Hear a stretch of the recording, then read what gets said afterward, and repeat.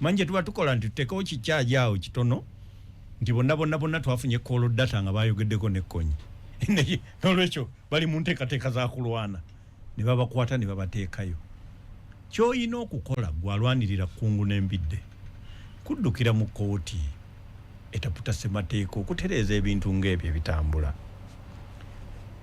bw'oba tokoze ekyo oba n'okola byombi n'okuteekawo civil disobedience obutakkaanya na gavumenti obulabikako ku nsonga ng'eyo ekibiina ky'ebyobufuzi tukisuubira okikola ffe wano bwe baali batwala nga gavumenti etunda ekibira ky'amabira ffe twakireetera okukyusa gavumenti etwagireetera okukyusa poliisi ku kibira ekyo era kati nagenda okuwulira ng'ate bakitendereza ati kati bagamba obutonde butambula bulungi naye yalinze abantu babiri nze ne Isa Sekitto ffe twateekateeka olw'ekalakaaso sinzigu mwabamu musobola okulunonyerezaako mu Google kiteekuba amawulire ago kwegali nze naye ffe bwe basooka n'okukwata ne bateeka munda twategeka a proper civil disobedience tewali kitongole kitatwegattako n'obwakabaka bwa Buganda bwasindika bakiise twategeka okwekalakaasa okutabangawo era tekuddangamu kubeerawo muyo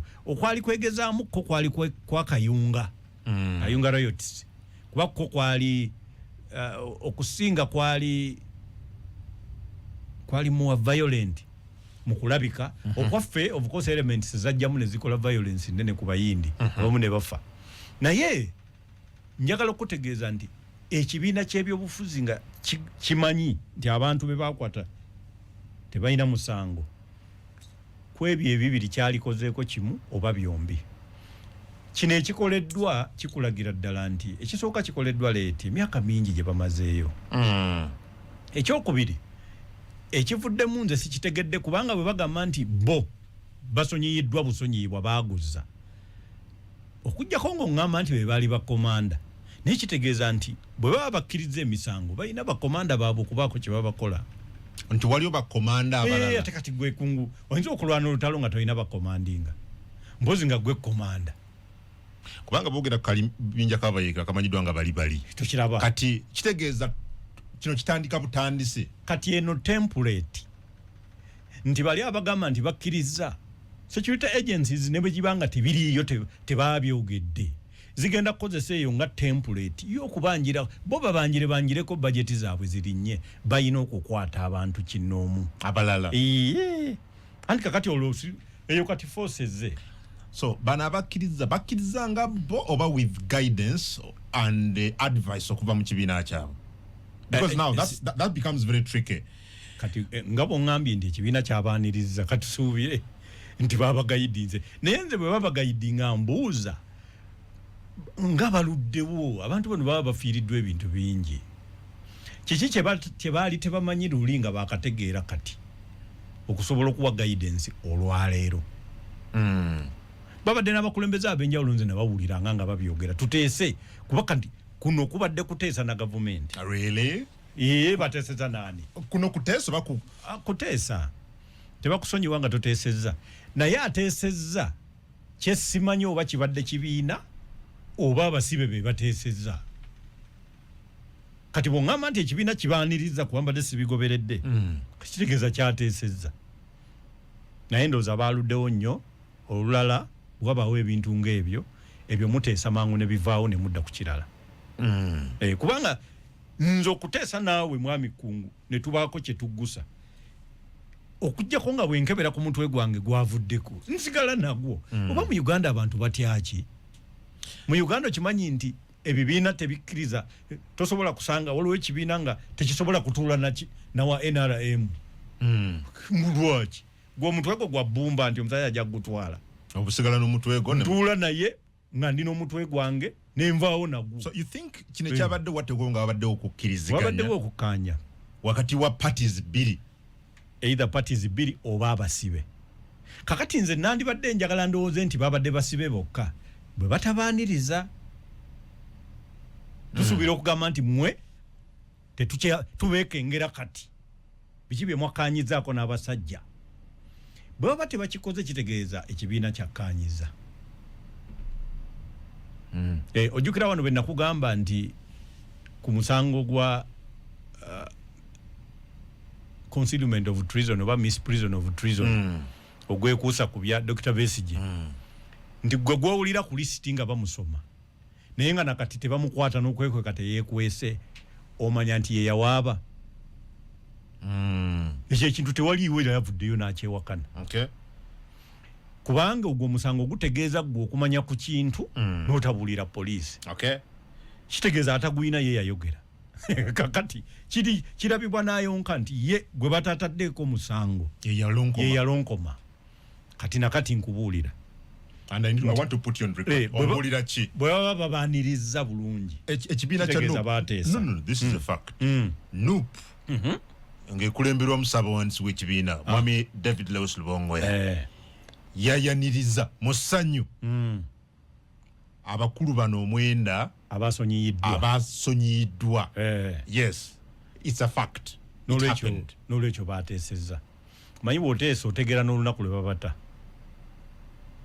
ekibagudde bugwi nti abasajja twageza okusanga nga bali mu kibuga so NUP yateesezza naye bakikoze leeti naye bakikoze leeti bandibadde bakikola dde abantu bano ne batafiirwa nnyo awo ndowooza bwe bandibadde nga bakikoze bulungi. Well, Doctor, amnesty, ani alina okufuna amnesty? Maybe to understand this well. Mumateeka kakati ekisooka olina okuba nga wazizza omusango. Musango wa kika ki? Kati twetaaga ne tukebera ku Amnesty Act. Naye nga emisango egisinga gyekuusa ku treason, gyekuuza ku ejo treachery, gyekuuza ne ku terrorism. Basobola okuwa amnesty.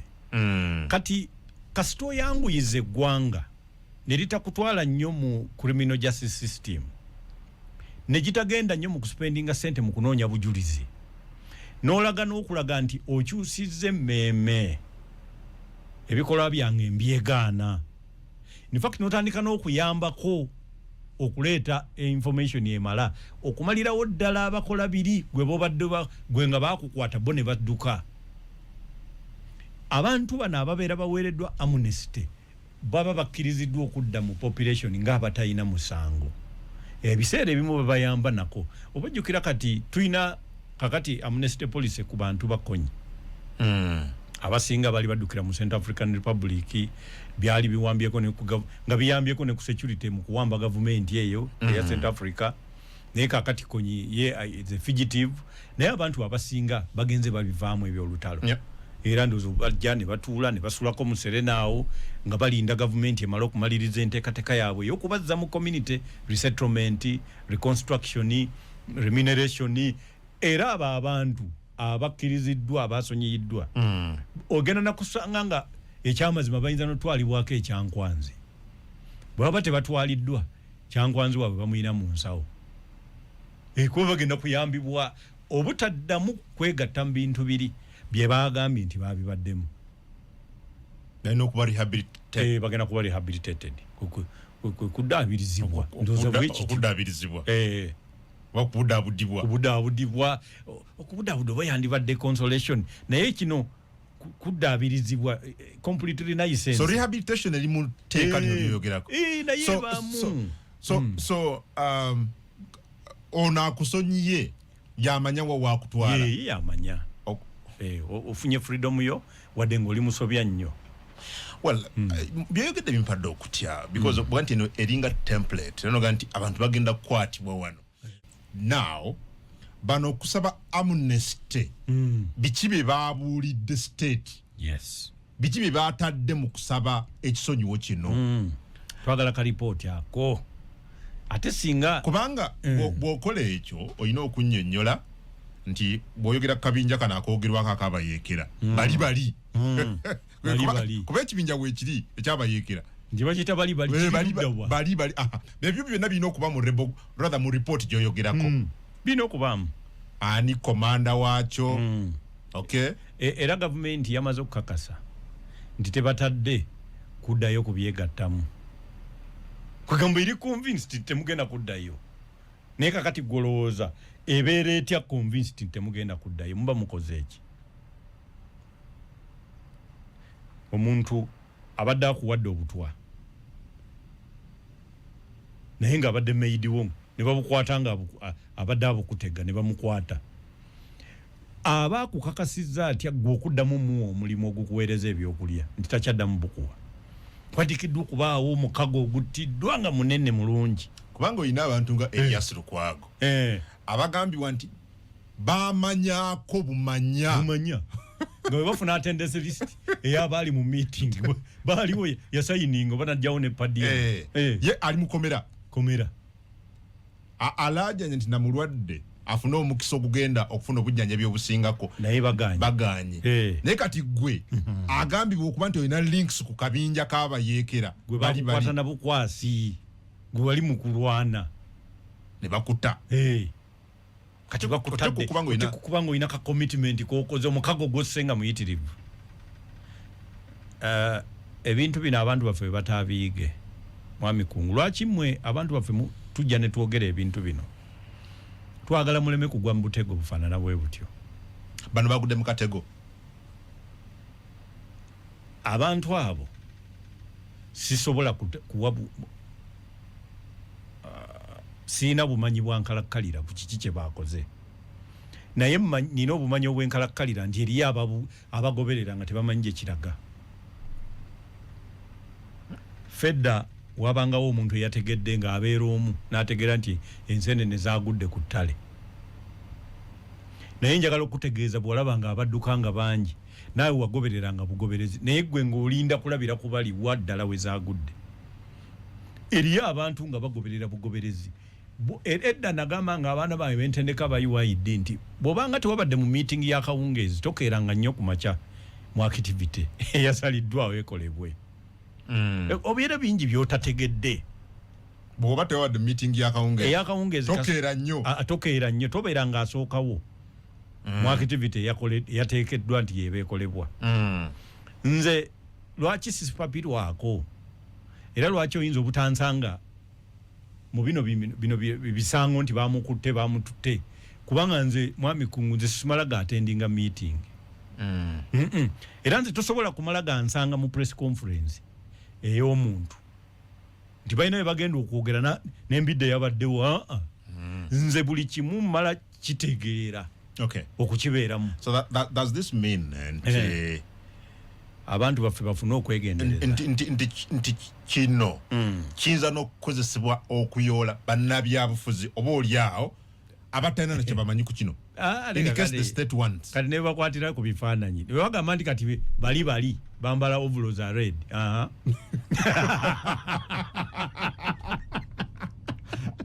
kati njagala bambala bukofiira oleeta bulesi kifaananyi waliwo abaana baali bambulira bebaata abakwatibwa mu kiseera kyakalulu ka 2021 abaana bebakwatira eyo nabasanga nze ku saidi ya naliyiganga naye bo nga bambi bafuna omukisa ne babata simanyi ngeri ki gye babata naye bo bagamba nti ekikwata abantu aba bakyali kitutta nti nze bankwata nga bambuuza namba yange naye mbuga ye mu kulowooza kwe alowooza bamubuuza namba ya simu ngera bamukuba ne bamuyingiza drone ng'enamba gyasoma yasoma ya 078 kube bamubanja namba y'amagye kugamba olaba abaana batalina kye bamanyi naye nga baali bagendera namba y'amagye naye nga yalowooza ya simu ndi bamukuba n'atuuka ekiseera ng'alowooza buli lwayogera abanyiiza n'asirika n'atalika kusirika busirisi so bottom line mwami kungu tusalewo politics gwe tuli mukola.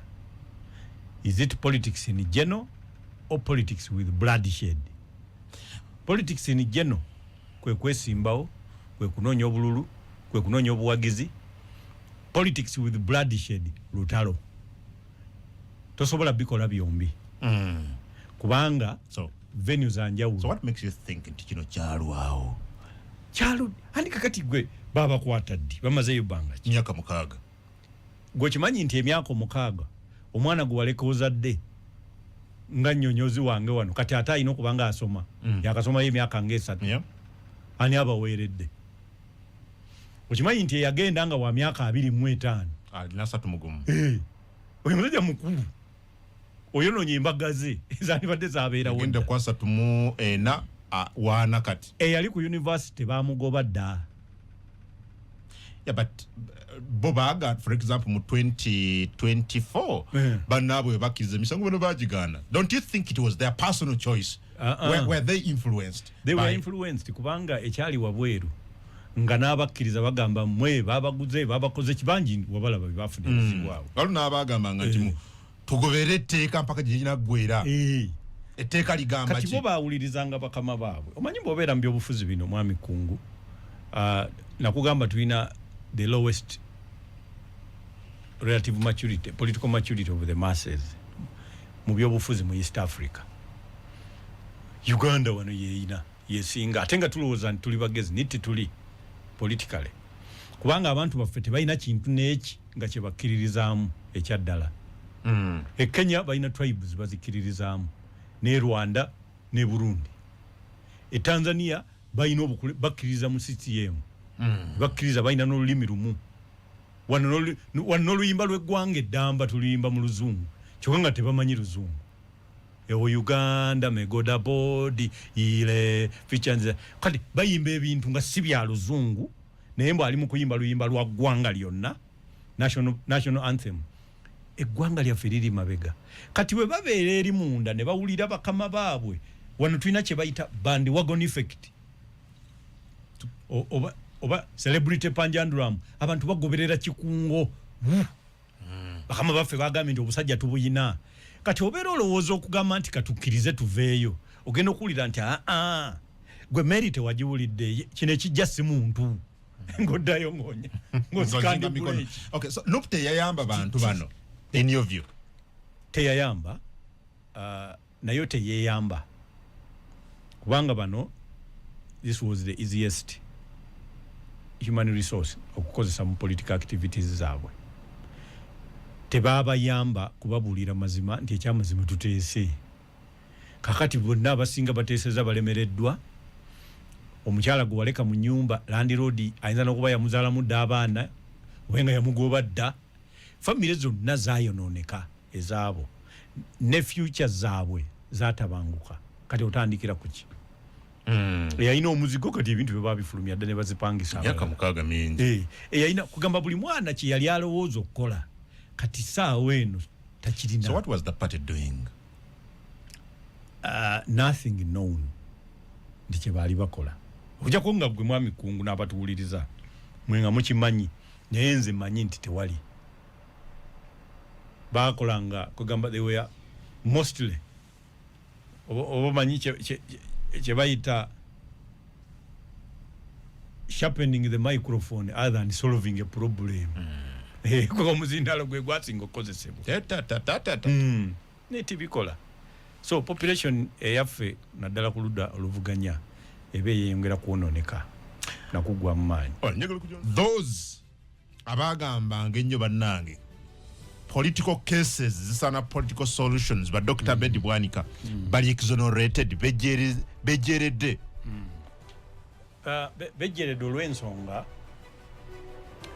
amanyi ebintu bino tewali atakimanyi nti ebyo ezo zaali political cases kubona tekwali kaayina mundu toyinza kubanga gwe olutalo oyagala dukolera mu kukuba kalulu ate akakapapula ate nga bakalulu bekaggwa mulekera awo kati tosobola kuŋŋamba nti waliwo rebel force naye yagala kulwanira ate mu kukuba kalulu. Okay. So n'olwekyo byali byekuusa nnyo ku byobufuzi naye obuzibu bw'ebintu lwaki bisobolera okugenda nga ebyokulwana nti abakola ebyobufuzi bayagala nnyo okwagala okweyisa nga abalwana. Muteesa ne mwokya ebipiira ne muteesa ne mwambala uniform ne muteesa ne mwogera nti tugenda mutwala oba yagala batayagala ne mwogera waliwo kakati ebyo ebintu those are war narratives nti omuntu yenna akola alipoota mu security asobola okumaliriza nga agamba nti bali mu kulwana balina n'abaana kuba n'abanaalwana era bwe batyo bye batandika baali 27 ne badduka emisinde ne bagenda ne batandika kukola byabwe. So lwaki Babwanika baali batuufu okugamba nti tuteese kubanga bw'oteesa ng'abantu bano tebanatandika kuwoza ne gavumenti yennyini eba eyambiddwa kuba terina bujulizi okubawa amnesty kyangu kubanga yo jukira balina jikuwa nga nokusalira tebannakusalira nokuwoza tonawoza and kugamba yegwa mu kiti kya group of people sigamba nti kukola presidential pardon ne bakola list prerogative list eyo gyagenda okukola ki okugaba byali bisobokera ddala government nerowooza esiko walinze n'abaana nebata ne badda mu byabo ne baddayo ne bategekera akalulu ate kana akawedde kyali kisoboka bulungi kati saawa eno era kyekibaddewo so lwaki tewakikola luli kati bano bowulira nti ate pardon eno kubanga yo pardon jukira oyina kubanga gukusinze pardon oyina kusinga bali guli gwabasinga ne babawa n'ekibonerezo kakati kitegeeza obaleetedde okubeera nga mu kubonaabona okungi basazeewo nti baabikola edda bakwatanga omuntu ne bamukuba ne bamwokya ne bamusalako olugalo bamubuuza emundu gyeri naye ng'akugamba nti abagamba nga bali wano Kampala ne bagamba nti munsonyiwe emundu tugisimira kaliisizo ew'omusajja bamuyita Musafiri nti naye wansi w'ennyumba ye we twagisimira naye nga kyayagala okuva e Kampala paka e Kaliisizo wakiri essaawa 4 azimale nga teri amukuba abatwala kubalaga mundu ninga teriyo ekirowoozo kye ng'akimanyi nti kaatuuka eyo bukosi bamusse naye at least awangaaleko zino essaawa abaana bano batuuse ekiseera ndowooza nga balemereddwa osobola okukaddiira mu kkomera ng'owulira mboozi zokka ze zigenda mu maaso mu ggwanga ate balinze ng'era ekiva eno tewali era era tebawulirayo kivaayo kiriwa kiriwa bigobako mu mateeka kubanga baba bakwata mubiri ebyakalulu kalinga omusajja bamutwala kati bagenda okulaba era omusajja bazzeemu n'obutamutwala bo bali eri kakati gwe bwobeera ggwe so abasinga bamaze gakkiriza ate balaba babawa Olive Branch nti gundi ffe tumaliriza kwe kulaba nga ekyamazima abaana abo baweddemu amaanyi kyo kye bayita bwe twalinga tusoma literature kye bayitanga disillusionment kuga kiva mu kya disappointment ne kiva mu ekyokubeera ng'omuntu kakati yeevuddemu so doctor tugende ku bikwekweto Minister Balam ne Namere babadde Masaka Balam yavuddeyo kati ali Mbarara what's your assessment ko bino Honorable Balam byakola?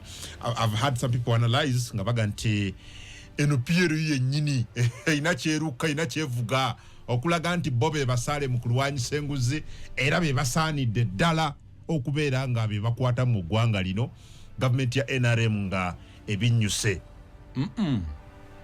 ekitookera ddala ndowooza twongere okubeebaza bakoze omulimu era ogusuubira okukola buli minisita no tikubeera kutuula eri mu ofiisi tu minisita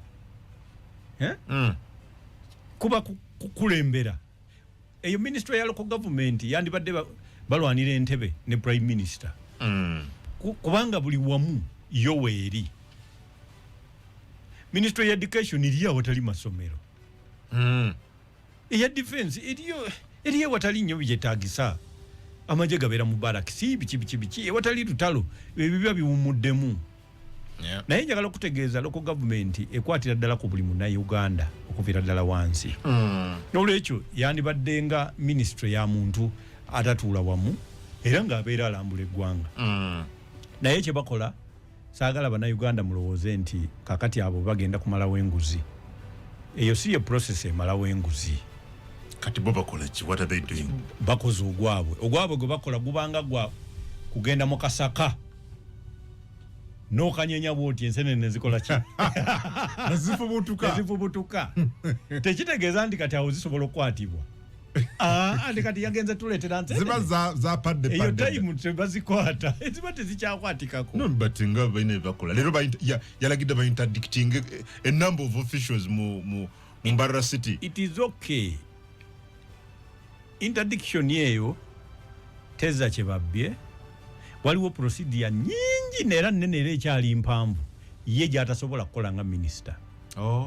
Kakati eyo tayogera bwogezi nti bane kiba kati kale nti bamutwake mukomera musalira emyaka ekyasobola aba bazajja bw'obanga toyambye ebbala mu muwa prosidi eyina kuddako mu mwaka gumu bonna baba bakomyewo ku mirimu nga babakuzizza kakati kitegeeza obeera tomaze tomaliriza olwagenda nti ebbala mu kye bakola kuwa paracetamol kalinga ka pain killer eri ekirwadde. It is for propaganda value against corruption. Naye kati ye kyayina okukola tiimu gyatambula nayo mubeere mu tiimu eziri professional zicompilinge tour report bwamala tour report bagikwase president ye akozese etteeka libayita Commission of Inquiries Act, either ateekewo Judicial Commission of Inquiry oba Commission of Inquiry ku corruption mu local government. Just that bw'amaliriza ekyo ye bwe bagiteekawo eyo gy'olaba eyo egenda kukola district by district. Minister kyatasobola kukola kuba kati ye minister kyakola it is subject to abuse by the way. Era bw'okikolera emyezi emirala 8 ojja tuuka ekiseera nga kikozesebwa nga tool of nga kakati who determines the sampling process kati tugende Sembabule ojja tuuka ekiseera nga kakati wakinywi akuba mbidde agamba jangu ntawanyiza akasajja sawa yonna kaagala kunneesimbako kakati bituuka ne byonooneka. Why? Because tebiri institutionalized. So kati ye onabala munne bayina kukola ebadde kubadde kukuba ki that was a precursor ekyo tekisolvinga corruption naye batabudde ensi netegeera nti ebubbi bugenda maaso. So basically bami bala munne mukyanamerere kye basinza otuyamba bwe kutegeera obuvundu obuli mu local government. Yes. So they've done the sampling. Yes. Netegeera nti ekintu kyavunda dda kati step eddako kyekikulu proper process. Kati report eyo bwevaayo eryoka ekwasibwa ebitongole ebyakabi mu kuwozesa mu kukola ki ne procedures ezirina okuba adopted tikakati gwe buli muntu alina emudi recommendations zetusookerako ogoberera nti Judicial Commission of Inquiry egambye town clerks 2 mbidde ne kungu abo basooke bafulume office banonyerezebweko bawozesebwe. State House Anti-Corruption, IGG, DPP. Koka tugende eri batandike nofuna baloya kuba kati ebiriwo bya lugambo naye toyinza kumanya bw'oviirayo bw'oti kyekibaawo omanyi kati batandikireyo jinja na misindwa kati obuza nti kati kyekiriyo omanyi institution we batekuwerekedde toyinza kumaliriza. Naye atambula ne bano boyogera mu doctor atambula ne State House Anti-Corruption Unit bonna balina okulabibwa mu kamera naye ebyo byonna bya kamera kuba bwebanga institution tekikoze nga yo era obeera otabudde naye jjukira balina emirimu egyokerako egyabwe. Kakati bino ebibyo bwe bamala okulabika kamera bwevaawo omuti ogutalina matabi tegukola kikome. Kati era toyinza kugamba nti kiri ekisiikirize kya muti guno naye tegulina matabi tekisoboka. So ye kati kye bakoze bano bakitankudde naye basabe president akozese kati obukulembeze bwe ateekewo obukiiko obwo okunoonyereza kutandike abatuuliriza nga kufaanaganako n'okwabeerangako okukasebutinde okwa Catherine Bamugemere Justice Bamugemere ekintu nga kyamaanyi pano y'abajaji ne baloyazi abasobola okukola ebyo abantu emisango gitandika okubakka mu vi n'okuzza bye babba. Kakati awo ate tulina okufuna policy. Olaba Kenya eno yakola 2010 constitution neteekayo chapter 6 on integrity. Chapter 6 eyo abatuuliza mulina okugitegeera nti iyo ne bw'oba otwala mpapula kwesimbawo oba kusaba mulimu oyina okubeera ne gye bayita certificate of integrity. Kati ng'ato eyo certificate waliwo commission namba nga bwe tulina wano Equal Opportunities Commission egikuwa nga ne bw'oba wakuba omukozi oluyi ng'omusango oweere nemba nagwo gwe tebakuwa bulamuzi eriyo omulamuzi gwe bali balemeseza obulamuzi e Kenya. Naye kakati ababbi bennyini akola bukozi pate n'alonkinga campaign ne yeesimbawo. Tosobola kukola nomination ku bwemupi ku bwaki ng'olina ogwako kamuvi. Nika tulina abantu nga basingibwa emisango gy'obubbi ninga bakulembera. Bwasingibwa wano bamukwatanga Commissioner wa Revenue Authority addukayo emisinde najja yesimbawo n'akozesa sente ez'amaanyi okwesimba ku minisita eyamutawaanya. So ebyo ebintu bwe tutateekewo eyo chapter 6 eyina ate kati kusinziira mu alipoota ezigenda okuva mu kondakiti z'ababalamu bano. Okay. So nolwekyo kyebakola kati tukitwale ng'ensonga enkulu etutwala ku solution nekyo si ye solution. Naye eggwanga lituuka litya nda kuno kwe tulaba mu local government because Balamu ne Namere kye batulaze kiraga nti tubadde bubi nnyo. Tubadde bubi. Tulinga abatabadde na gavumenti, tulinga abatabadde na bukulembeze despite the huge number of leaders, supervisors, local government, supervising ebyobulamu, supervising ebyenguudo, supervising ebyenjigiriza amasomero ago gonna, oyina DHO, oyina DEO, oyina CAW, oyina ba town clerks, oyina you have all these guys ku mitendere gy'enjawulo. Where have they been, doctor? Government yali yakyala? System ebadde ekozesebwa mu byobufuzi bya Uganda jetulowooza nti kati egenda kukwatibwako babadde bagiyita prebendalism. Prebendalism abantu bafe batuwuliriza kitegeeza omukulembeze okukozesa resources eziri wotudde okwenyweza mu kifo wotudde. Njagala kukibaddiramu. Prebendalism nga kitegeeza okukozesa resources gwe wotudde, ensimbi ezo, amaanyi ago, bw'oba okulembera poliisi, abapoliisi abo, bw'oba okulembera abamagye abo, bw'oba okulembera olimbya nsimbi, sente ezo, bw'oba oli wa agriculture okozesa enkumbi n'okozesa n'amabaati okwenyweza oleme kusiguukululwa mu kifo w'okoze eki wotudde. Eyo enkola evuddemu obubbi okuviira ddala waggulu paka wansi ku ttaka. Kijja kitya? Walaba wano bantu bona ba prime minister baani nga bona baagaba mabaati ne bafuna n'amabaati ninga gayina genda walala Karamoja tebaaga si nti nno baali baagala amabaati bazimbe bagagabe mu constituency ekintu kinywere oba kitegeera. Eyo system bagiyita prebendalism. Nti ogenda kati nga office esinga okuba busy office eya disaster preparedness kuba oyo ayina obuwunga obujjanga bw'aba refugee ayina emiceere ayina emiki kati omubaka okugenda ne bakuwaayo ttaani nnya ez'emiceere ez'amata g'obuwunga n'ogamba nina ebyalo bimeka nti 94 buli kyalo n'okiyiwako amata n'okiyiwako bulangiti kubanga babyetaaga. Fe abantu wano tulowooza nti ababundabunda be babonaabona bokka. Tulina abantu baffe mu byalo babundabunda naye nga bali mu byalo nga babundabunda naye nga obulamu bwe balimu bulinga ng'abundabunda abasinga really mu byalo kubanga abundabunda tubawa engoye ne tubawa bulangiti ne tubawa emmere ey'okulya. Gwe kimanyi nti mu kyalo waliyo omuntu nga n'eddagala lino eriweweeza siriimu takyasobola ddimira kubanga tolimira nga tolidde nga bw'olimira nga tolidde lyerireeta obutwa ne bafa. Ojja obuuze buli mubaka buli lunaku abaako ne gwaziika bafa ki abantu baffe.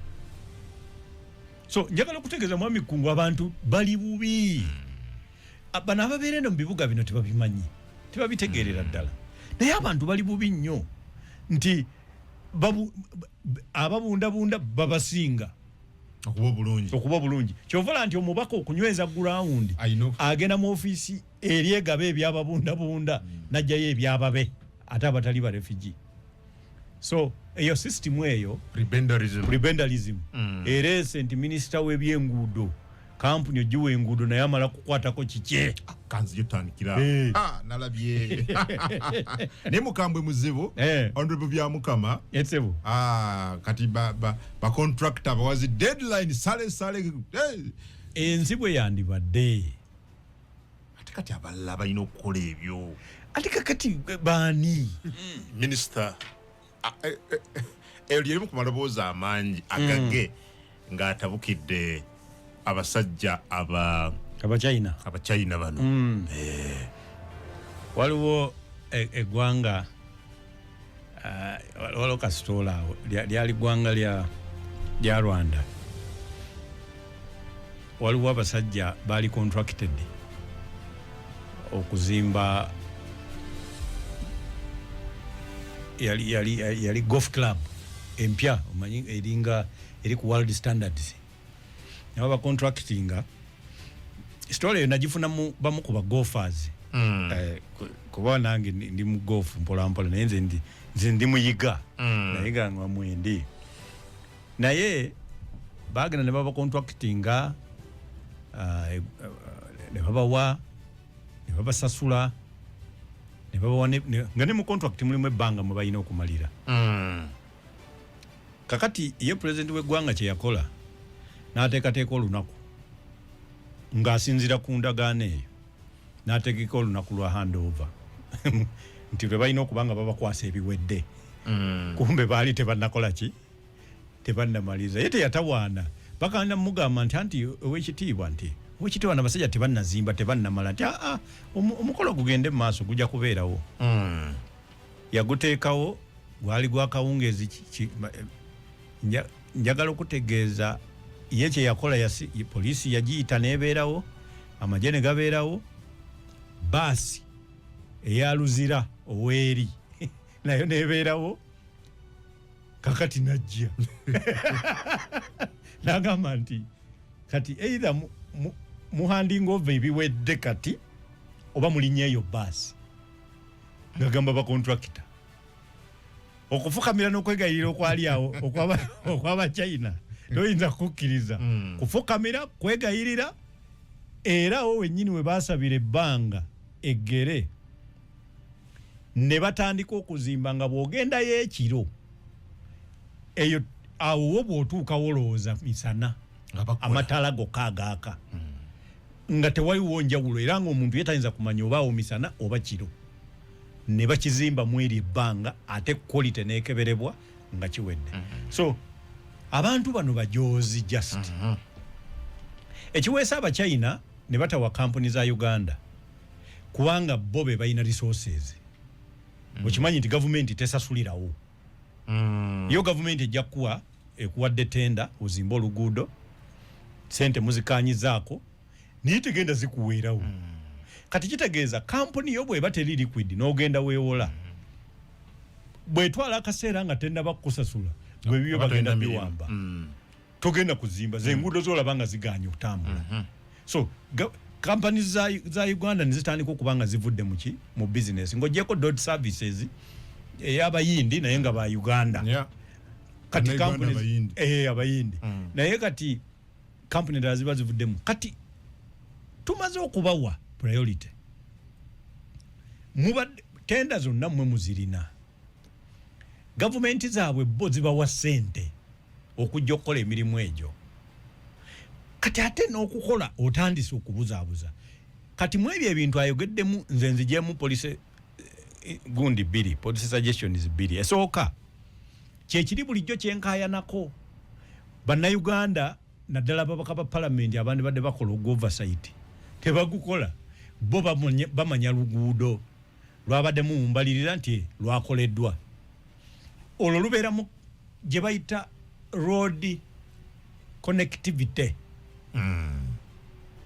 nti kati enguudo za Uganda tuyina kilometers meka ezikoleddwa tamaka naye nga bw'ogenda mu road quality index toyina luguudo lwa Uganda luwaayo nti balupimire mu East Africa nti quality ya luno yino owaayo luliwa teruliwo so kitegeeza batufera nti ne baba balukoze quality ya lwe banki so kakati ebambi so kakati time frame kintu kikulu era mu contract ze tubala tuwandiika ffe bannamateeka tuba tubagamba abantu nti time is of essence ako ka provision bw'otakateekamu omuntu ayinza okusasulira emyaka 12 ng'asasula ettaka limu omuntu aba takyalina business tulina okulaga time is of essence nekiraga nti we wayitawo time bweti oba oyinza okubanja ze bayita money ze had and received mateeka obanja ze wampa kakati gwe gwobodda mu bbanja naye nze nzira mu buto n'entunda ekintu kyange so ebyo ebintu tabiteeka mu bukwakkulizo bw'endagaano ze tukola oli wayagalira wakolera ekintu kye era abantu kimanyi nti omuntu ajja n'asasula ku yiika 2 eza miliyoni olukaaga ye biliyoni 1 miliyoni 2 n'asasulako milioni 15,000 yeah n'atandika n'okuyiwa matiriyo n'asiba ate gwe n'otandika okubanja n'ajja n'akuwayo 7 mirimu gye gigenda mu maaso n'akuwayo na mu 2 miliyoni n'atandika okukuwa 4 ate tewali sente z'ogaana olwo gwe aba yakujje mu bizinensi nga yayingira. Onzijukiza waliwo abantu abamu abatunda ettaka nga tebanebuuza kuba oli awo kyoyogedde nali kibagambye bakola endagaano bagati balance ali bwati nja kusasula tebateekako budde kati wese emyaka 10 yali mu bibye attaka akozesa abamu bazisala n'oddisala ye n'atunda poloti gwe nojja mu office bagambye ate bali be bamunoonya kati gundi munnange bamwegayirira sente zaffe ebintu byammwe mwensonga zammwe njazira bafuluma n'olubuto luwanvu nnyo bwati ali ku masimu alina amasimu ne PA be bakutte landlord gwe gwagamba nti gwensonga zo njazikolako kulokona mujje kulokona gundi abo bampereyo milioni 1 bagende mugenda gulira abaana ebyokulya naye mujje kulokona kakati gwoba wavudde dda mu business wavudde mu kategori y'abagagga kati oli mu y'abantu abazo okusaba omugagga naye omugagga ideally ali kuzizo so mwami honorable minister kangula ku ddoboozi awo nkuwagira butereevu agende maaso kino kyo tebadde tumisinga mu ggwanga bibyo kati president anaabogola anaatuukawa kuba kakati ye musajja wattu ebyo nobimanya tabimanya intelligence yo weebe muwa ripooti yo tesinzira ku ebyo ye eri ku byakwerinda era naye kweko kwatambulira guno mwaka ngumazeeko nkutte ku gwokubiri udde ku gwokusatu olululu n'aba butya ku byalo balwana kakati ye ebyo naye ye focus ye bino ebyokutuukiriza emirimu gye yagabira baminisita bino bye badde balina okukola naye katumusabire tulabe nti akikolera ebbanga ddeneko kubanga abantu abo bakozesa nnyo ebintu bingi okumalawo eddoboozi lya minisita. Or President Museveni Jari, and I want to pick your honest opinion. Or Mwami Museveni, President w'eggwanga lino Jari, bw'alaba Balamu, Namere, bya Mukama, bali omu nsi, nalabyeko n'ekyofa tugebe wano mu Kampala, nga bataddewo embeera atuula na yes, I made the best decision. Of course. Does he feel relieved? He does. Abana bakola kye yayagala. Gomanyi kyolabirako nti naye abayamba kuba bagwa mu bintu bagwa mu butabutabu olaba wade byali bigudde ku Nammerawe Masakaawo President nadduka emisinde n'akanumba mubawe oba kitegeera kati naye abamanyi nti bye bakola byayagala naye akimanyi nti saawa yonna kigozi nabo bafuna obuzibu so ajja okubayamba ajja kubasuulira tawulo kyekikulaga nti abo gwolooza bo balokole nabo bennyini bagenda kufuna ebizibu byebimu naye kakati President kyabaakola ebyabano asuule tawulo basooke balwana ebirala bena biggwemu abayirewo emibiri like abayambe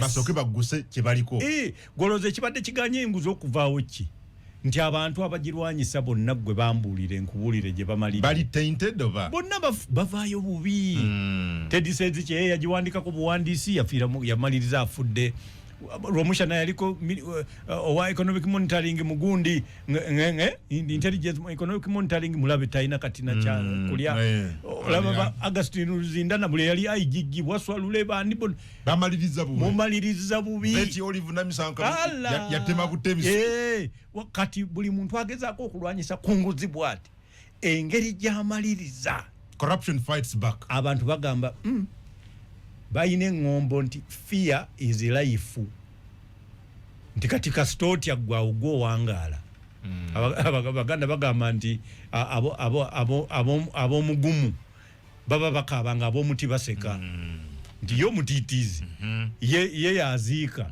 yasoma n'obubaka ngo mugumu yafudde yafiiride mu lutalo so nolwekyo kati president bwajjayo n'atandika okutaasa ku bantu be n'obalwanirira enkulwanyisa enguzi kujja kutandika because it is a good will fight. Okay. Azimala alinye train okugenda ku mulimu omuki omulala kati ekintu ekyo bw'okikolera emyezi 8 nga buli lunaku kyokola ekyamazimu osobola okufuna stress ate nga omulimu gwakola asobola okubanga katugeze eno company ekola emmotoka eza Toyota nga ye asaako busa ayina kasitiika kateekako ng'emmotoka zijjira ku conveyor belt nga yakubako bukubiki sitiike omanyi okukola bwoti okumala essaawa 8 ebbanga omukono kuba bw'osirisa eyitawo nga tekuli sitiike ebyo ebintu bireeta stress naye ffe wano e Uganda wano e Uganda osobola okuba nga ovuga mmotoka ogenda Ntebe n'osanga muno nakugamba nti mbadde ngendako Jjinja n'alusazaamu ne mugenda Ntebe ne musiibayo kireeta ekyo tetunakula essaawa ezaffe wano tezizitowa oli toyinza mugamba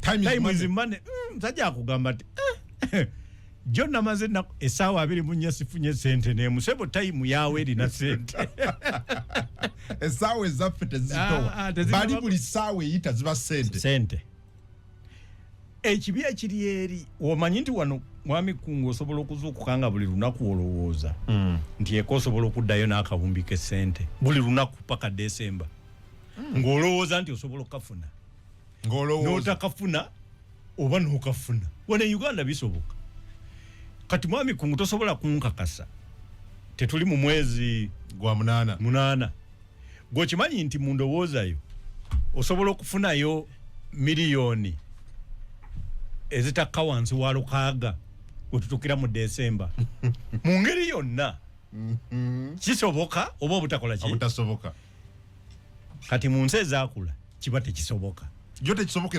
tekisoboka kati yo mu January omanyi bulungi zoonaaba nazo mu Desemba kakati n'olwekyo tuli mu nsi ezinyuma ensi enyuma nnyo ndi wano buli kimu kipya ekintu kyonna kyolabye Bulaaya era nze kyovala mpagira nnyo labor externalization abaana bafe ogenda Middle East ne bagenda bano babakazaako Kadamu of course kigambo kyava nakyogerako wano kiva mu kigambo Kadimat kitegeeza abakozi naye bayiga ebintu okimanyi nti eri mu economy ziri buli kyoyigayo wano kiba kipya kuba ebisiga tetunabikola so n'olwekyo Uganda etunyumira buli kyoyigayo kiba kipya sebo genda ku nsonga kati tulina katono banaye abantu abo tusooke tubawe chance balwanyise enguzi tuleka ate butandika kubalwanyisa abali nnyo mwami Serunku mugende nti abantu abo babawe omukisa. This is Afande Stewart from Machindi. The only problem is communication between the discerning parties. Let General Muhoozi create a private office to receive complaints. He will be very overwhelmed. He is unreachable like the rest of others who matter. That is a strategic mistake. Otherwise, the public servants are rotten to the core, though not all of them. Wanje? Mwebale kuweleza. Sebe bali kuweleza. Seka nabi Peter Lulagwe. Yes, kisangibwa wecho. Onalewo nkweyanziza nnyo mbidde. Anaye mugende mu maaso ene waffe Lulagwe kiri bubi nnyo ku ttaka. Kisangibwa wecho sebo.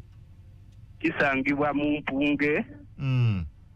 Disitulikiti ya Mukono nga tufugibwa Maseruka Fred. Okay, Mukono South. Kiri Mpunge Sub County. Okay, abale mbaka ye Honorable Maseruka, that's Mukono South. Wanji sebo? Ero. Wanji. Ono Emma kuva Bunyuka district. Yes, mwami Emma. Mwebale kutuweereza. Sebo genda okwebaza twako obudde tulina butono. Nze nsonga ninemu bweti ya ona minister na mere uyalaga nti mukama wa mugambye sirika n'agaano sirika n'akugala ng'ayogera ekintu kiraga nnyo abantu ab'ejjaali gyakulembera okulaga nti naye yali mu kintu ekyo. Okay. Mwebale tuweereza. Mwebale nnyo ndogo sebo nkwagala nnyo kuva buyike. Wanji sebo? Radio 4. Okay. It's me, Elia Kasaija. First, I thank you. We have no time for thanking, unfortunately, Mutusasiri. But concerning the issue of Nope, it has been always the game from the beginning. And trust me, that Kyagulanyi is always on contract. That's what is also happening in other joints. Because, for example, if they fight too much salary in Parliament, then why don't they be an example of the people who harness, who earn little. Elia Kasaija, webale. Wanji sebo? Owichitibwa? Hello. Radio 4 kwoli sebo? Radio 4 Jabberi na Kasongola. Yes, mugana ngi Jabberi. Olije? agenze Mbaraka ayongere mpaka Ntungamu akabe kiriyo Ntungamu kyekiriyo. Okay. Enti bala mtako mambara yengere mpaka Ntungamu alabe kiriyo ndakubata tubulidde kyekiriyo. Kongo nze Richard Ndintebe Kigungu ebya mulwanya byadda mudda ne Uganda kiki wanje we bali kuwuliriza sebo. Hello. Sebo bali kuwuliriza. Ono Tadeo Munakyunya Kigamba. Kiganda yewa. Omukulu musizanyo bannange emupira ko yakusala nnyo bannange mukasambide mulamusiza. Kiganda yewa district cheyo. Badde mwebaza bwe bakaba. Kale we bali kwebaza. Radio 4. Hello. Hello. Sebo. Tusimunyisa we mperezayo. Sebo. Lemogera ko ne DV wayo kubano Kabimbiri wano kukidda ebukoloto. Chida ebukoloto ngagenda kakayonga. Seba we mpitanga ngende waffe kyabazaala. Sebo. Twani omulamu ogo. Obedda kwendera nga mbawuliriza bulungi. Sebo. Bala mulimu gwakola mulungi nnyo. Era tusiimira ddala agende bona abakwatira abanyweze n'abali b'enguzi bonna. Okay. Sebo. Kwebale nnyo. Radio 4. Hello. Sebo tugende ku nsonga ekitiibwa. Onalebo omwami tukusambidde nkwagala nnyo Sebo balo okujja okulambika ensonga. Webale. Ambassador wa Digital Pato ndi mwogezi wa Minister owa Local Government Bala mu Balugala Atenyi abaagala ennyo. Onalebo ebintu byengenda okwogerako bitono nnyo ekisokera ddala Onalebo gavumenti yaffe eyawakati yavuddeyo n'egatukira nga kukwasa abasajja kabaka tukole bulungi bwansi. Onalebo omulundi ogwaffe twafunye kyati yamanyi nti Kasasiro yafuukidde bannakampala ekizibu. Gavumenti n'etuuka ne minisita n'atuka okugamba nti abalina ku bidduka mukole eki mutuyambeko Kasasiro ono aveewo. Onalebo badde ekibuuzo kyange wekiriwe wano nti bannange bo gavumenti erowooza ku bantu beyafuddeyo okufuna akasasiro ono okubeera nga bamukolamu ebintu ebyenjawulo ng'amanda nga biri abantu bawansi nga gaasi batufunamu ebyobugaga kubanga Onalebo ebitundu ebimu byakwedde okukugibwansi naye nga tebalina ne batuuka Kasasiro nga n'okuwaliwo Kasasiro akyali mu bitundu. Okay, abale nnyo ndogo. Akadde kaffe kawedi producer ngamba kumaliriza nteekateeka olunaku lwaleero tugende mu mawulire n'omukulu Kagogo Fregency Dr. Njaga nsaba tuwumbe saba. Kati ensonga ya Kasasiro eno manye egenze nnyiiza mwami Kungu. Abantu kyemugamba nti ku bwereere mwabadde musobola okusomba Kasasiro. Naye nga ekyalo buli local government teina busobozi busobola mujja waawo nganyiriza ku kkubo. Teri twasobodde ffenna okunaaba naye okwesimula kuganye kyetwakoze. Abantu ba Uganda tukyayina ekyejo. Waliwo amawanga nga Burundi go gatusinze nako. Eggwanga eryavu bwe lityo lyo ku ssaawa 12:11 kitundu. Buli muntu aba yavudde dda mu office ng'ali mu kudduka. Akawungezi. Bakola road work. Kukuuma sayizi yo ebeerenga bwerina okubeera. Kukuuma bulamu. Naye ffe batugambye tulongoose si ffe okugenda okulongoosa minisita gundi waasula president waasula naye ffe okulongoosa wetukola ki naye kakati tukaya nambo ate kakati biri wano kati tulinze bana Uganda mwe waliwo omusajja wange omuntu dde nomulaba bambi muganda wange oyo bayalaga wa Mutabazi yali kyeyamani Lwengo yakubanga abantu emiggo emmoko ng'ekaaba kyali kibi anti kyali kimenya mateeka naye ebyo bimu ku bintu ebyetaagisa omuntu n'omusanga nga talina toilet n'agamba gavumenti tenatuzimbira toilet nga yalina ez'omwenge atuwuliriza weebale Dr. Bidde bwate bwakoze leero. Dr. tukweyanziza tusinga ne wiiki ejja inshallah naye nga programu eno eddamu osobola okuddamu okugiraba ku YouTube channel yaffe naffe n'otulaba buterevu nnyo ogenda ku channel yaffe ya YouTube tugikuteera olunaku olw'enkya musombe Kasasiro babalagire mujjemu obuveera mugende mubika ebitooke mulimba ki